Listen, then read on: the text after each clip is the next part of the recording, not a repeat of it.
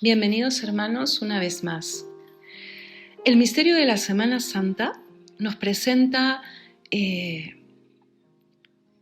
muchas cosas en las cuales reflexionar para poder comprender mejor el misterio que se celebra. Por ejemplo, el Domingo de Ramos.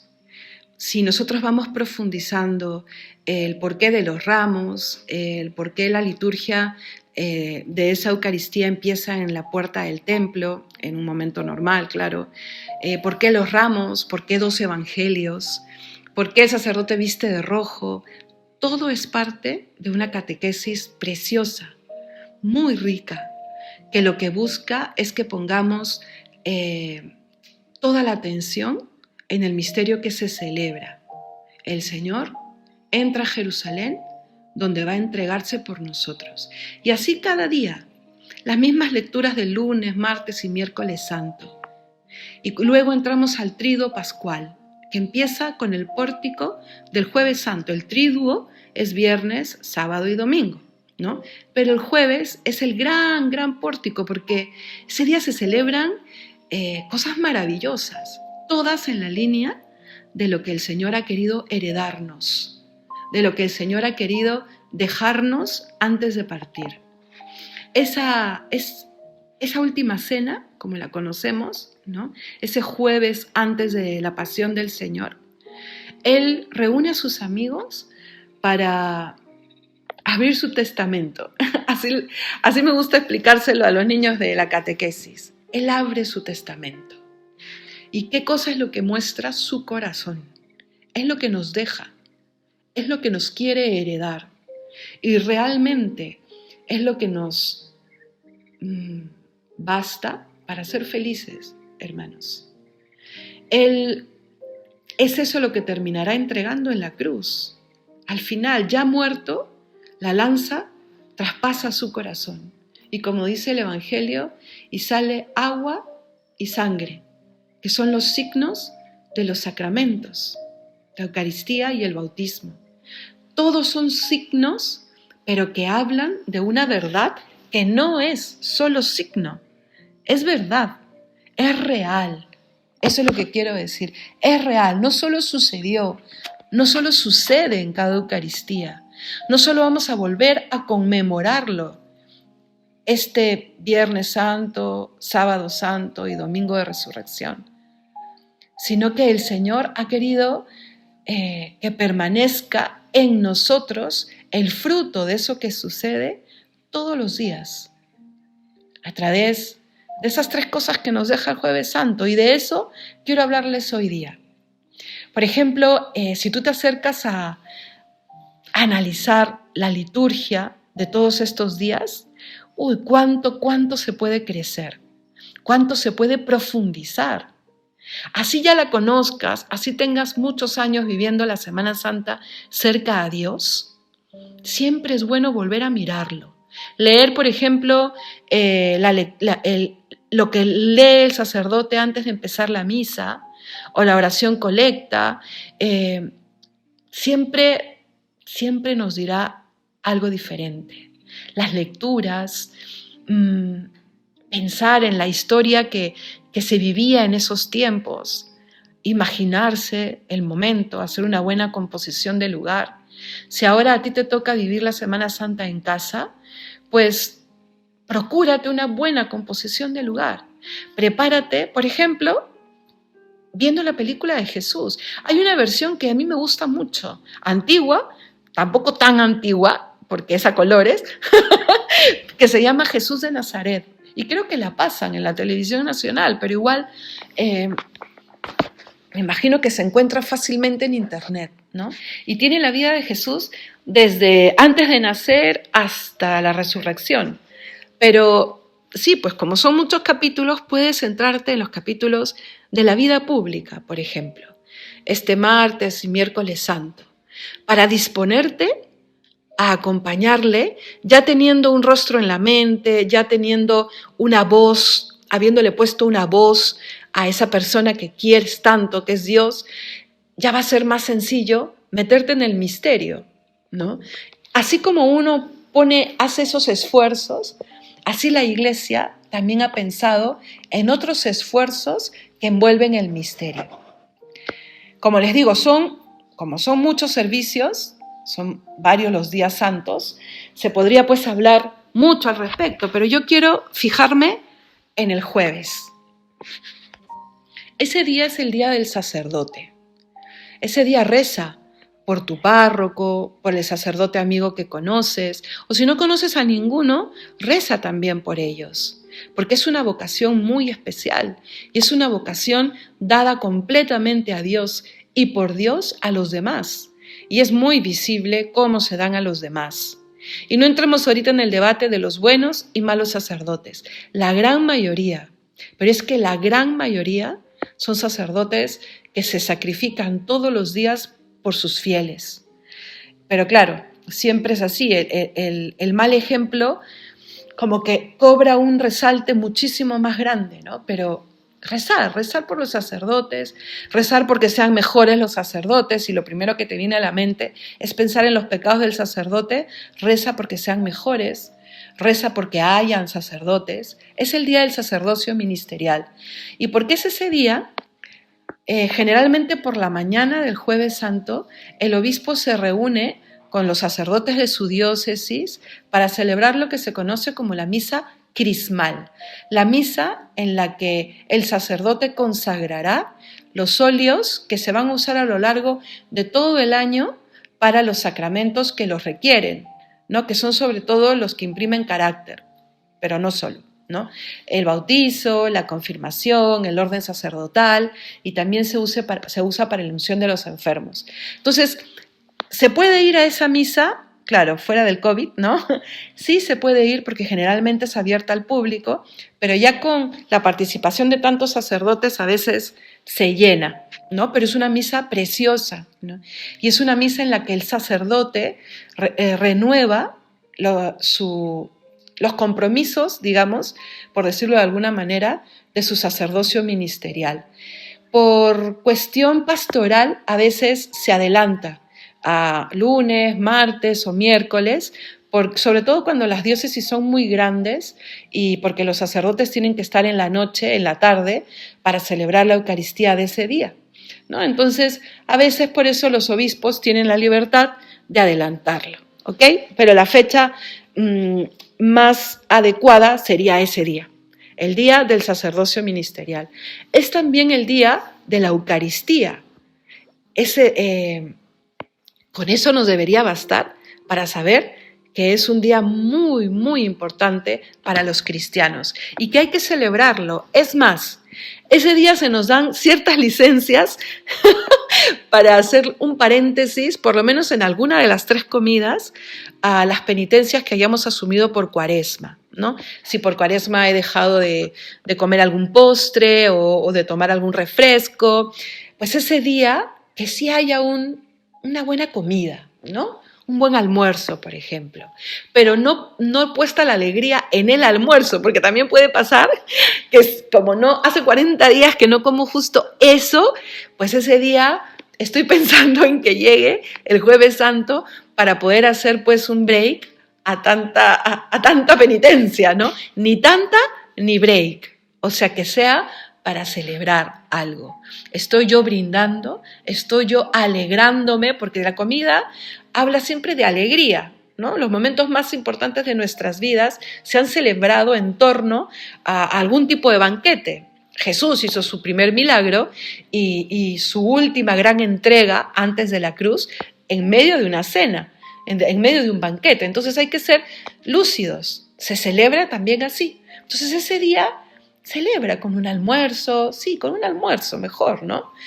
Y démosle gracias a Dios que se queda para ser alimento nuestro, que se ha quedado para que le podamos encontrar, que nosotros sabemos que si necesitamos ir a ver a Dios, cogemos el coche o andamos un par de calles y le encontramos en el templo, ahí, detrás de esa lucecita roja, todos, laicos consagrados, mayores o menores. Necesitamos saber que le podemos encontrar. Un poco lo mismo de lo que te decía el día de ayer con respecto al perdón de Dios. El Señor ha querido que tengamos la certeza de que nos perdona, permitiendo que alguien hable en nombre suyo y nos diga, tus pecados te son perdonados. Alguien nos oiga en nombre suyo, pero Él está ahí, ¿eh? Y que nosotros tengamos la certeza de que nos oye. Pues lo mismo, el Señor nos ha querido dejar la certeza de que está con nosotros, de que se queda.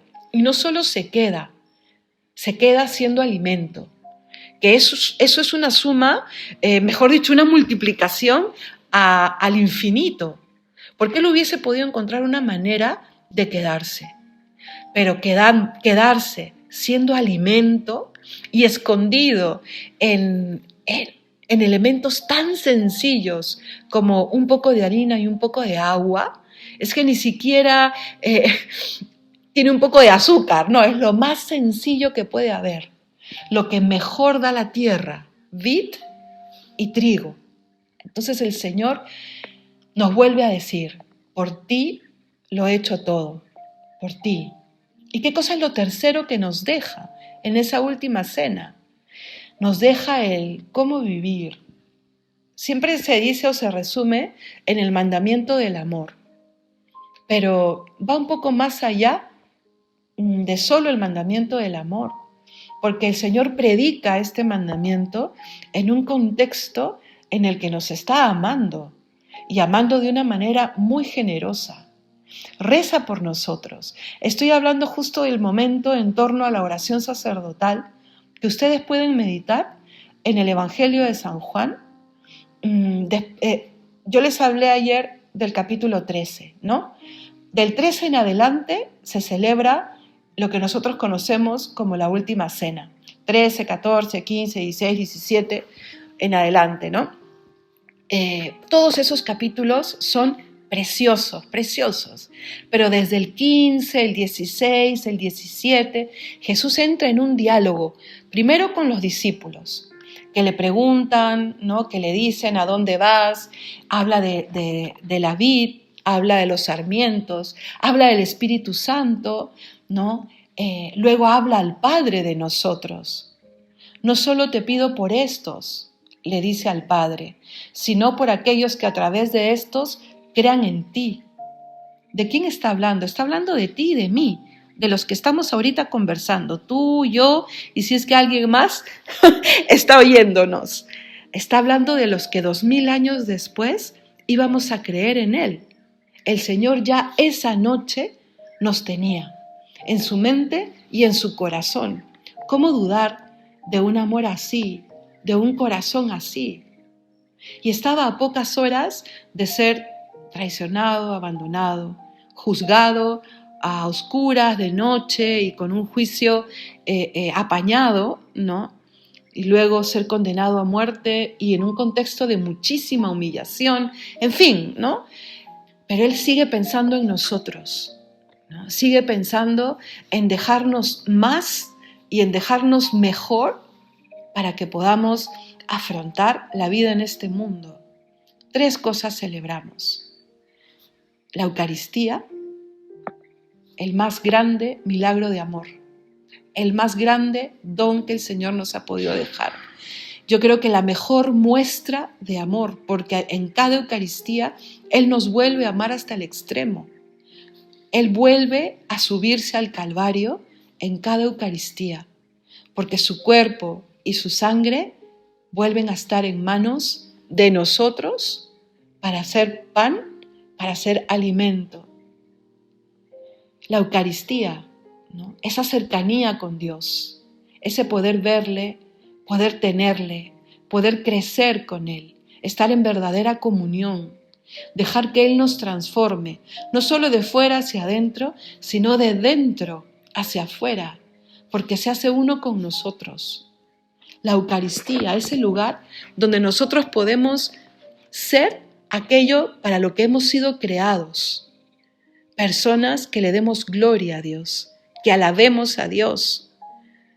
Entonces, pidámosle al Señor que este Jueves Santo podamos acercarnos a la luz de la Eucaristía y podamos comprenderla mejor. ¿Es que no sería ese el mejor regalo de esta Semana Santa? Señor, que yo pueda valorar, comprender, anhelar mejor el milagro de la Eucaristía, el gran don que nos has hecho al quedarte en el sacramento del altar. Y para eso sí hay que disponernos. Meditemos martes, miércoles, jueves, en todo lo que Él nos ha dicho de la Eucaristía. Por ejemplo, el capítulo 6 del Evangelio de San Juan habla del pan de vida y está hablando de nuestra Eucaristía, ¿no? Luego están los sinópticos contándonos lo que se vivió en la última cena, y San Juan, que obvia la parte de las palabras de la consagración porque las asume ya como conocidas y nos cuenta otras cosas que pasaron esa noche y que no las cuentan los sinópticos, como esta oración sacerdotal de las que le hablo, como todas estas recomendaciones, y dentro de esas recomendaciones el mandamiento del amor. Esto es lo tercero que nos deja, ¿no? El mandamiento del amor, que nos reconozcan por cómo nos amamos. Eso tiene que ser la huella del cristiano. Y esa huella es la que ha hecho que el cristianismo marque una diferencia en cada tiempo y en cada lugar. Que el cristianismo siempre sea un adelantado en buscar y promover el bien del otro. En los tiempos pasados, los hospitales, las universidades, las grandes obras de caridad, en los momentos de mucha pobreza, de grandes guerras. Y en este momento, que es nuestro momento, ¿cómo debemos marcar nosotros esa diferencia? ¿Te lo has preguntado alguna vez? ¿Cómo debe ser la impronta de mi fe en este tiempo? En lo que me toca vivir, en donde me toca vivir. ¿Cómo? ¿Cómo se muestra ese ámense los unos a otros que el Señor me dice y que resuena en mi alma? Es también un buen propósito el decirle al Señor, quiero amar como tú. Quiero perdonar y perdonar de verdad y de una vez. Quiero pedir perdón a aquella persona a la que le fallé. Quiero confiar en mí, confiar en el otro. Enséñame a amar, Señor, amar como tú, porque el Señor nos ha amado heroicamente. El Señor nos ha amado cuando éramos sus enemigos. El Señor se ha subido a la cruz cuando éramos nosotros los villanos y por nosotros. ¿Cómo no nos va a enseñar Él a amar? ¿Y cómo no se complace Él cuando tenemos ese propósito? Y no solo como propósito, sino como puesta en marcha. Por eso ese jueves hay mucho que celebrar. Y la Eucaristía no sería posible sin el sacerdocio. Es que solo por eso ya es bastante para pedir por los sacerdotes, para celebrarlos y para agradecerles. Un mundo sin sacerdocio es un mundo sin sacramentos. ¿Te has puesto a pensar en eso? Y por supuesto el maligno siempre querrá que eso llegue, un mundo sin Eucaristía. Cuando yo veía las primeras noticias, cuando empezó esta pandemia, las cuarentenas en casi todas partes del mundo, y en algunas noticias salían los templos cerrados, las bancas vacías, eso generó en mí mucha impresión. En algún momento, pues uno leía y decía, llegarán momentos en donde las iglesias estarán cerradas y vacías. Y yo decía, ¿pero qué tendría que pasar para que algo así llegue? Yo no lo veré, seguro.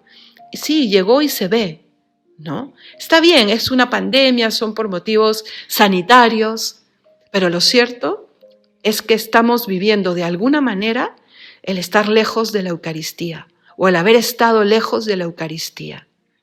Pues que eso se transforme en sed de Dios y no en acostumbrarnos a no necesitar de Él, porque eso sería una gran farsa.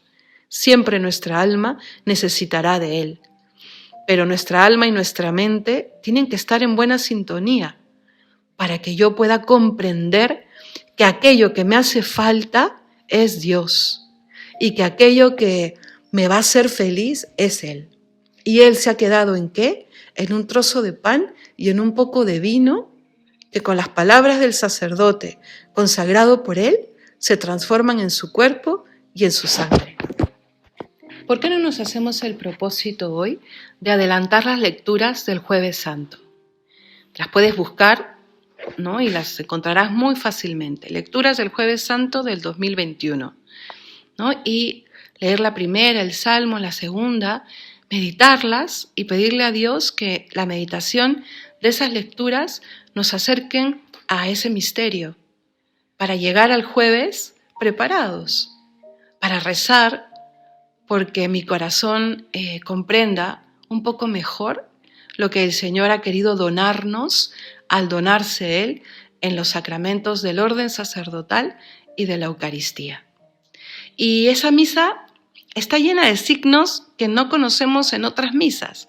Uno, por ejemplo, es el lavatorio de pies. Seguramente has ido alguna vez, y si no, bueno, yo te lo cuento un poco. Hay un momento en la misa en donde el sacerdote, como hizo Cristo, lava los pies a 12 que representarán a los 12 apóstoles, ¿no? Y es un acto de humildad, de servicio, que nos recuerda que Cristo es una de las cosas que nos quiso enseñar esa noche y con toda su vida.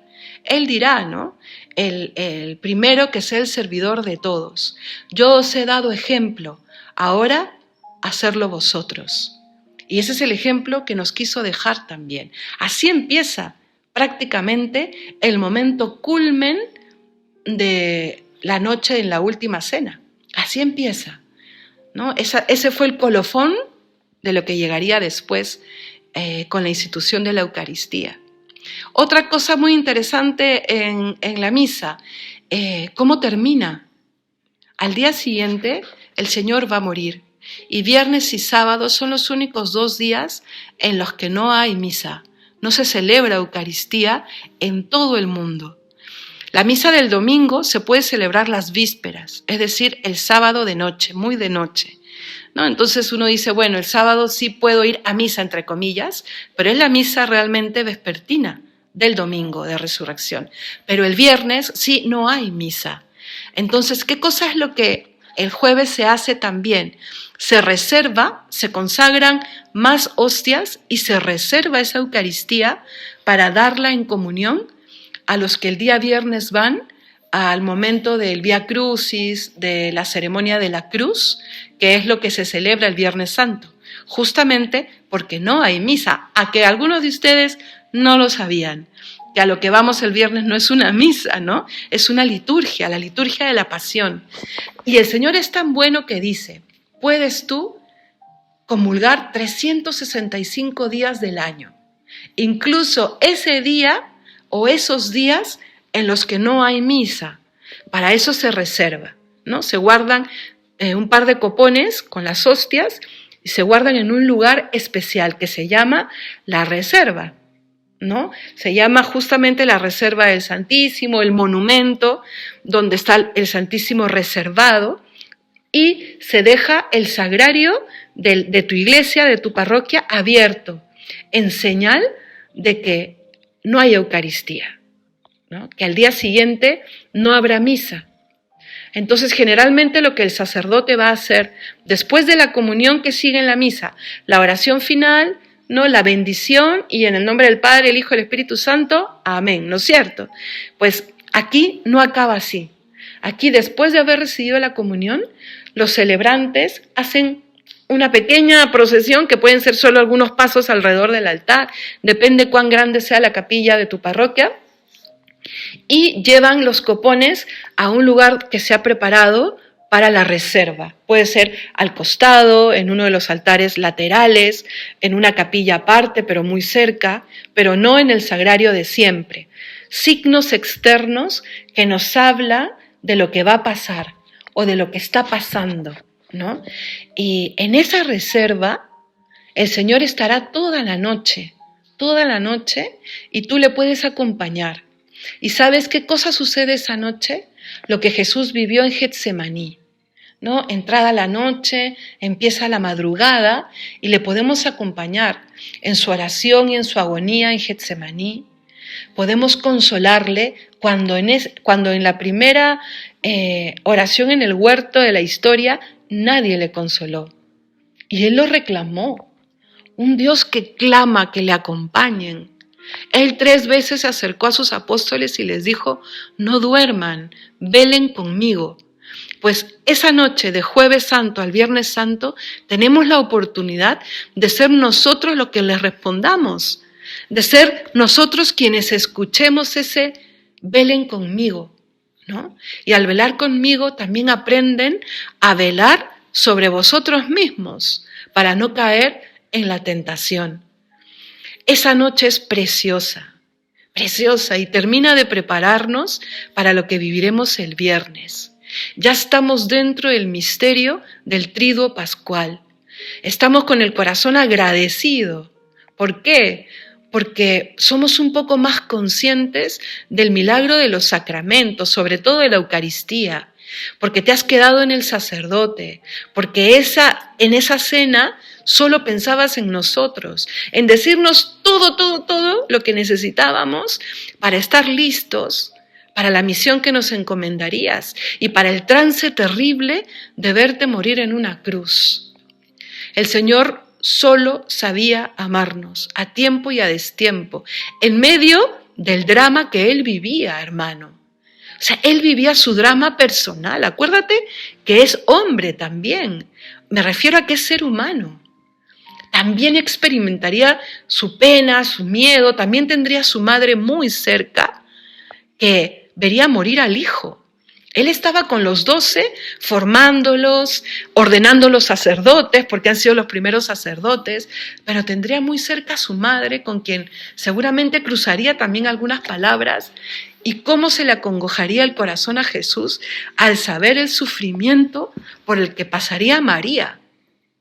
O sea, Jesús también experimentaba el que se tenía que ir, se acababa su vida en esta vida y echaría de menos a sus amigos.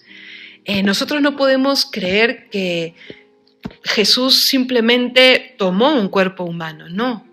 Se ha hecho humano completamente, con corazón, con personalidad, con carácter, con todo lo que un hombre es, ¿no? El más perfecto, el más puro, el más bueno, sí, pero ser humano. Por eso incluso su angustia de, Padre, que pase de mí este cáliz, ¿no? Su pena, la tentación de Satanás, que en esa noche lo tentó muchísimo, y seguramente diciéndole que lo que él iba a hacer no serviría de nada, no serviría de nada, ¿no? Y Jesús vería con los ojos de Dios que muchos sí se iban a condenar, pese a todo lo que Él estaba haciendo por nosotros. Él vería pues que para muchos eso no sería suficiente, o simplemente no se enterarían de que Dios los ha amado hasta el extremo y les ha abierto las puertas del cielo. Y ahí su angustia, su dolor, su sufrimiento. Esa noche nosotros podemos acompañarle en una mezcla de acción de gracias, porque está presente en ese sagrario, en esa Eucaristía reservada, y en una oración de consuelo y de amor, simplemente estando ahí. Cuando uno ama a otro, cuando uno está enamorado, simplemente quiere estar. No necesita ni palabras, ni grandes cosas, simplemente estar al lado. Y eso es lo que el Señor esperará de nosotros esa noche.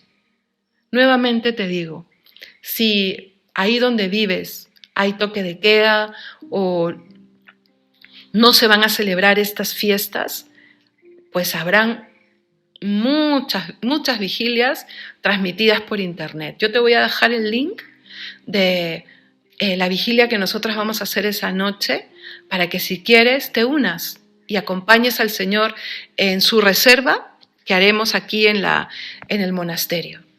Reza, ponte en presencia de Dios ahí, en la sala de tu casa o en tu habitación, ¿no? Y acompáñale.